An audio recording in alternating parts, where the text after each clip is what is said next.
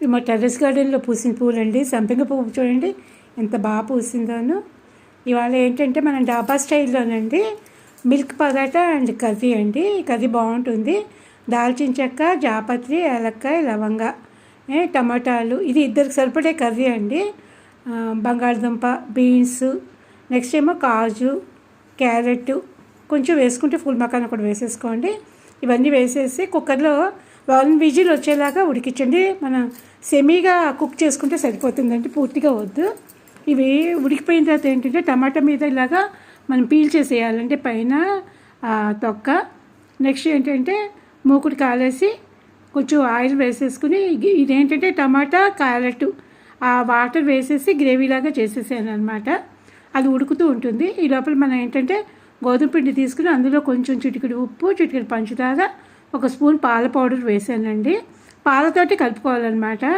చాలా చాలా బాగుంటుంది ఇది. పిల్లలకి అయితే బాగా నచ్చుతుందండి.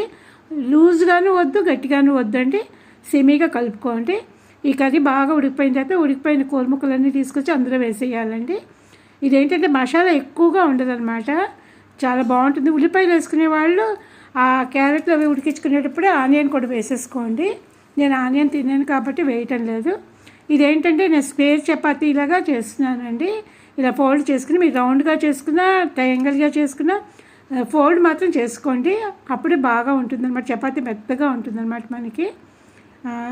ఇది అయిపోయిన తర్వాత ఏంటంటే పెనం మీద వేసుకుని నెయ్యి కానీ లేకపోతే నూనె కానీ వేసుకుని మనం రోస్ట్ చేసుకోవాలన్నమాట. చాలా చాలా బాగుందండి. బాగా పొంగి మెత్తగా వచ్చాయన్నమాట. ఒకసారి ట్రై చేసి చూడండి. గరం మసాలా కూడా బాగుంది చాలాగా.